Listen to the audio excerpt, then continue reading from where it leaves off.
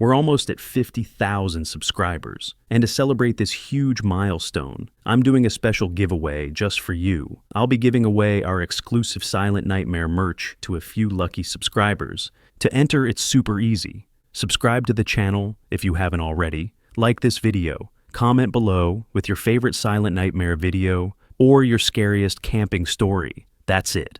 The giveaway ends the moment we hit 50,000 subscribers, so keep sharing, commenting, and spreading the word. I'll announce the winners in a dedicated video right after we hit that goal.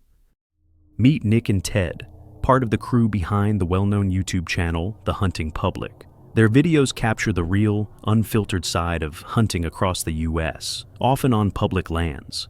They share every part of the experience, the challenges, the victories, and the peaceful beauty of the outdoors. But one trip would lead them into something they never expected. Something that had nothing to do with hunting, and everything to do with fear. It started like any other morning in the woods. It was the last day of their trip, and they were determined to make it count. Up and at 'em early. We got some moves to make. We gotta get in there nice and quiet. We'll see you on the other side. 10-4, we're gonna do the same. Yeah, we're outie. Just after sunrise, they hike nearly a mile and a half into remote terrain, heading toward an area marked by fresh scrapes and signs of recent activity. The forest was still, quiet. They climbed up into their stand, scanning the woods from above. It was the kind of morning hunters live for. But what happened next would shake them to their core. I keep getting chills all down my back. Yeah. Somebody is screaming at the absolute top of their lungs over there. Very not good obscenities to someone else. Out of nowhere, an unsettling feeling crept in. A chill. That instinctive sense that something wasn't right. Then the sounds started. Screams. Terrified, blood-curdling screams. Human, and far too close. Then, angry shouting. Profanities. Rage. Echoing through the trees, distorted by distance and panic. But it was like blood-curdling screaming. I've never witnessed anybody screaming like that. Then came the gunfire. Not a single hunting rifle shot, but multiple rapid blasts, some of them clearly from a handgun. And then the roar of an engine, tires spinning, gravel flying. A vehicle either fleeing or crashing in, fast and out of control. Nick and Ted sat frozen. Whatever was happening out there, it wasn't hunting. They were isolated, deep in the woods, with no cell service. And now, dangerously close to what sounded like a violent, possibly deadly confrontation. Off a dang horror movie over there. Pretty scary. Hoping nobody's getting killed or hurt over there. That's what it sounds like. Yeah. I mean, when somebody says that they heard somebody screaming bloody murder, that's what that sounds like. In that moment, survival became the only focus. They carefully packed up, moving quietly but quickly through the thick forest, doing everything they could to avoid drawing attention. Once they reached a spot with a signal, they immediately called the authorities, relaying what they'd heard. Yes, I've heard some stuff that I feel needs to be reported to the police department. Okay. I was hunting, me and a buddy were hunting, and at about 6:45, we heard gunshots, which is not uncommon, but then for 30 minutes straight or so, there was lots of screaming and just people, obscenities, and it sounded like something really bad was going on over there, and there was 20 or more gunshots ended up happening. And then I could hear vehicles taking off and coming to a halt, and we didn't know what to do, and we had no service, so we're trying to report and see if anything had been reported about there. I have pins dropped on a map about how far we were from where we think this was occurring. They didn't know what had happened, only that it was real and it was close. To this day, the event remains a mystery. No follow-up, no explanation. Just echoes in the woods, and a memory they'll never forget. For Nick and Ted, it was a wake-up call, a reminder that even in nature, the most unpredictable dangers don't always come from wildlife. It was also a lesson about preparedness, about staying alert in remote areas, and about always making sure someone knows exactly where you are, because sometimes the scariest things in the woods aren't the animals.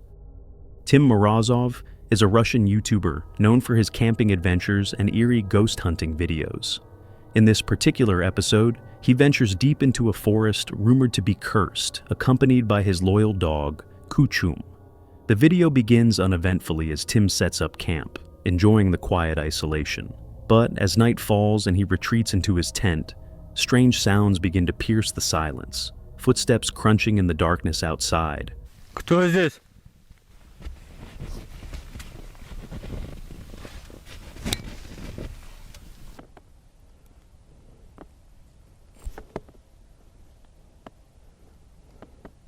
Кучум.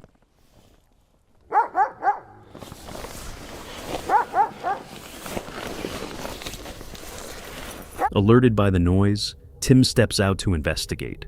Kuchum suddenly senses something deeper within the forest and bolts into the night. Tim calls for him, but Kuchum doesn't return. Прошло уже 2 часа, как я зову Кучума, он не приходит. Я надеюсь, что ничего плохого не произошло, и он всего лишь погнался за каким-нибудь зверем или просто ушел погулять. Кучум! Больше ничего не слышно. Ни лая. Worried, Tim starts a fire and waits through the night, hoping his companion will come back. But as dawn breaks, there's still no sign of the dog. Сейчас я собираюсь тут дойти и посмотреть, что там.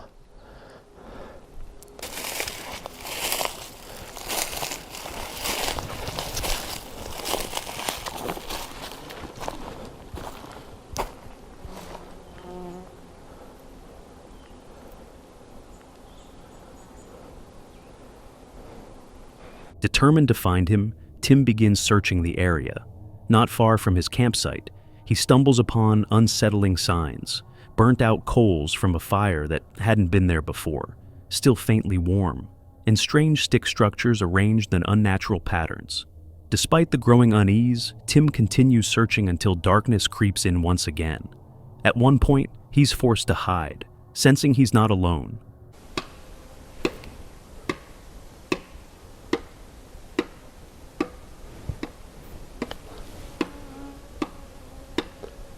Барабаны.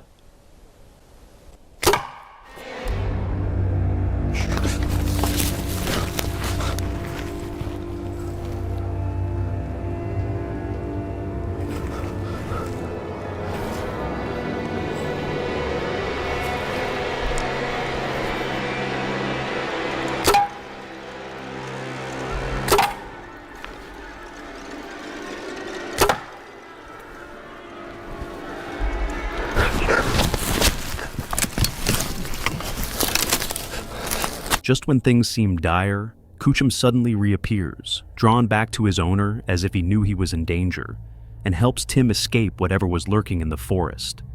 Talia, a popular TikTok creator known for her daring solo adventures, was on a glamping trip deep in the Appalachian Mountains. It was meant to be a peaceful escape, just her and her loyal dog under a canopy of stars.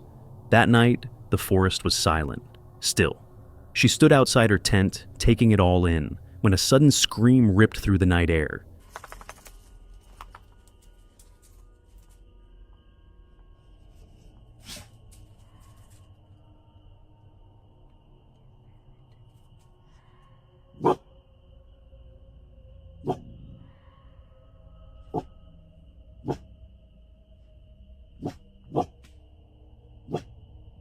It wasn't an animal, and it wasn't someone playing a prank. It sounded human, raw, panicked, and close.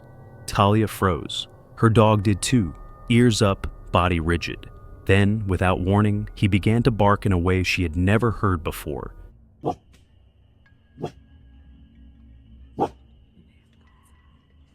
because what is that? Let's go inside. It's super far away, but like, no, what is that? Yo, come on. Come on, yo.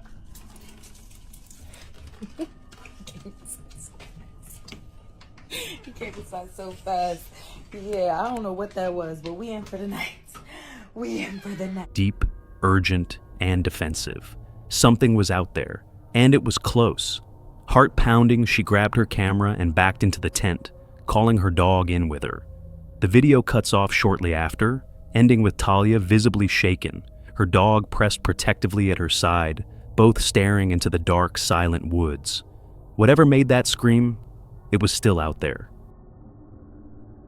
This is Nikki, the creator behind the YouTube channel Nikki TV. Through her videos, she takes viewers on immersive car camping journeys in her Toyota 4Runner, sharing both the beauty and the challenges of solo outdoor adventures. With her authentic storytelling and practical approach, Nikki keeps her audience engaged with real wilderness experiences.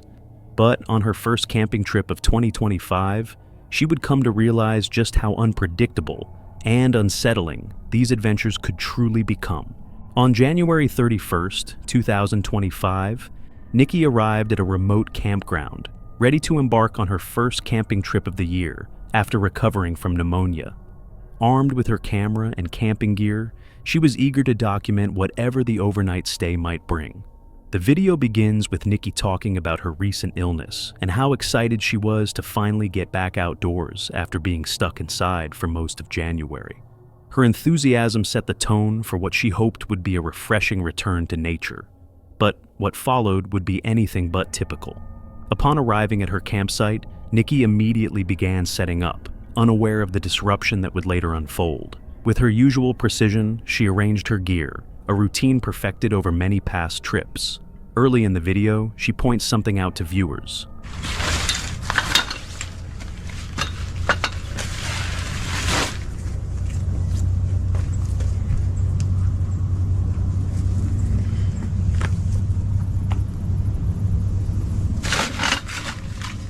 She asks them to remember that there were 2 picnic tables side by side, a detail that would later take on a more eerie significance. You know, it never ceases to amaze me whenever I go camping in the winter. I'm expecting to really not see many people, but when I get to my spot, I'm like in shock at how many people's winter camping.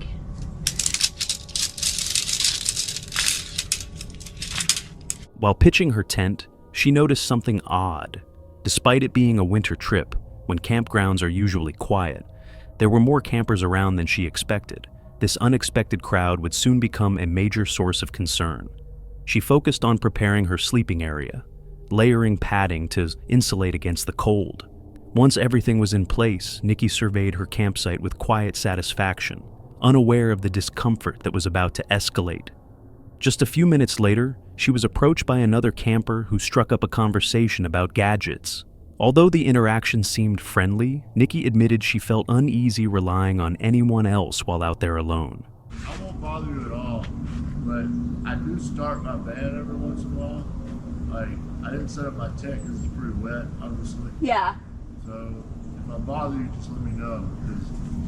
You're fine, because if I get too cold, I'm hopping my butt right in the back of that 4Runner. Okay.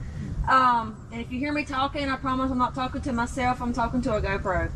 Well, I talk to myself. Well, I mean, I'm basically talking to myself. I still want you to think. Just as long as you know, if you hear me out, and especially if I got my headphones on, Yeah. and I'm rocking, if I say, I'm sorry. Oh, no, you're totally fine. The afternoon passed as she cooked a meal and put the final touches on her setup. But the peaceful atmosphere was soon shattered by the arrival of a group. Okay. We weren't counting on it. A group of people with a bunch of teenage boys just started setting up. A few men and several teenage boys who began setting up camp uncomfortably close to Nikki's site. Then came the real jolt.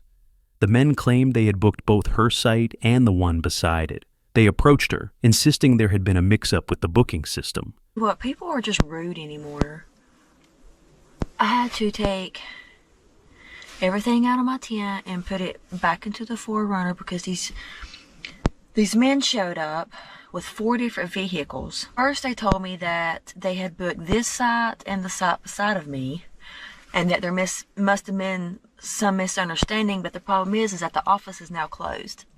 So I looked at him and I was like, well, you know, I've already been here for a couple hours. My name's on the post. Cook, because they put little tags on the post at each campsite, and they put the dates that you're going to be arriving and the date that you're going to be leaving. So my name is on the tag that's on the campsite post, and it says that I'll be coming in today and leaving tomorrow. So, you know, I looked at him and said, well, I booked this site. It was available. The website allowed me to book the site. If the site was taken, it would have shown me that it was unavailable, and it wouldn't have allowed me to get the site. With the ranger station closed for the evening, there was no way to verify their claims. Despite the booking confirmation Nikki had, the situation grew increasingly uncomfortable. 4 cars had arrived, and the group, 3 men and several boys, were extremely loud. Her voice in the video reflected growing concern. But the most unsettling part wasn't the noise or the number of people. It was the fact that they set up their tents just 20 feet from hers, despite the campground being mostly empty. Sensing danger, Nikki made a quick decision. She left her tent outside, but moved everything back into the safety of her 4Runner for the night, choosing to sleep inside her vehicle instead. The night passed without further incident, but the morning brought new challenges. Good morning. We woke up to rain, which I knew there was going to be a chance of. So, looks like we're going to be packing up in the rain, which is okay. I didn't bring my raincoat or my poncho, but it'll be okay. After packing up, Nikki decided to go on a short hike along the icy trails nearby, trying to make the most of the trip despite the unsettling encounter. I'm just gonna go for a hike and then come back and have my coffee and breakfast right here instead of stopping at a rest stop. I kind of feel like that would be a better option than having to stop somewhere else when I'm already here. And as you can see, there's nobody here. Maybe 1 or 2 cars. And I left my walking sticks in the 4Runner. Just slide right off of there into the water. I hope not. Although she made it through the night unharmed, one lingering question remained. What were the true intentions of those men? Liam, an avid outdoor enthusiast and YouTuber, decided to push his limits by camping in the heart of a violent storm. With the wind howling like a wild animal and visibility near zero, he made his way up into the hills, each step more difficult than the last. The higher he climbed, the worse the storm became. Rain lashed his face, and powerful gusts nearly knocked him off his feet.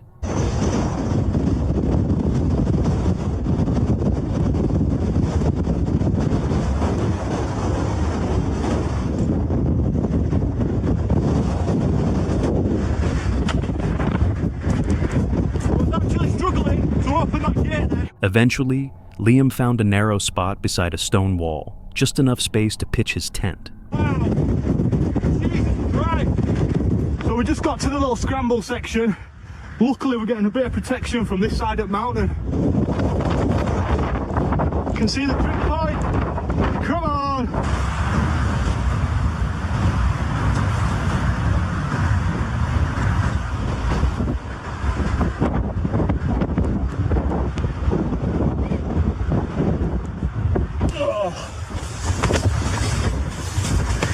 Because we're limited with space in the solo, I've just detached it inner slightly, moved it a bit back, and then that just gives me enough room to get out of all my wet gear whilst keeping the inner of the tent dry. It wasn't ideal, but it was the best he could find in such brutal conditions. He quickly set up the tent, carefully adjusting it to keep the interior dry before stripping off his soaked clothes. As darkness fell, the storm raged on with even greater fury. Lovely views at the summit.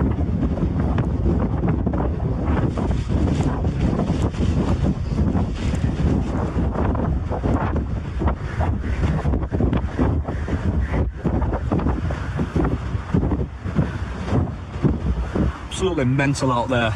And then once you get back in, you've got to do that whole process again, getting out all your wet gear, getting back in your dry gear. Sign on top. Inside his tent, Liam curled up in his sleeping bag, doing his best to stay warm while the wind roared outside, slamming against the thin fabric with relentless force. The views from earlier may have been stunning, but now nature had turned hostile. After changing into dry clothes, he prepared a quick meal, some salmon for a bit of warmth and comfort. With headphones on, he tried to drown out the chaos, but the storm was too loud, too close. Hours dragged by in a blur of wind and fear. Sleep came only in short, uneasy bursts, each one broken by the constant assault of the storm.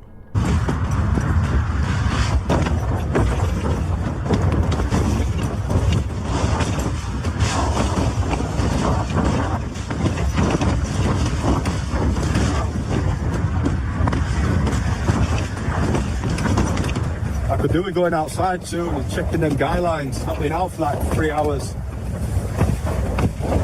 Who'd want to go out in that?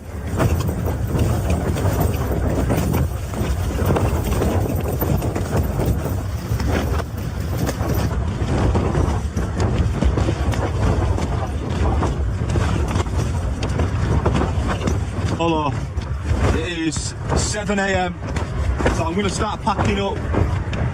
So it could take a while to get this tent down. Sunrise is about 20 past 8-ish. Not like we're going to get one, but I mean it'll start getting light around then.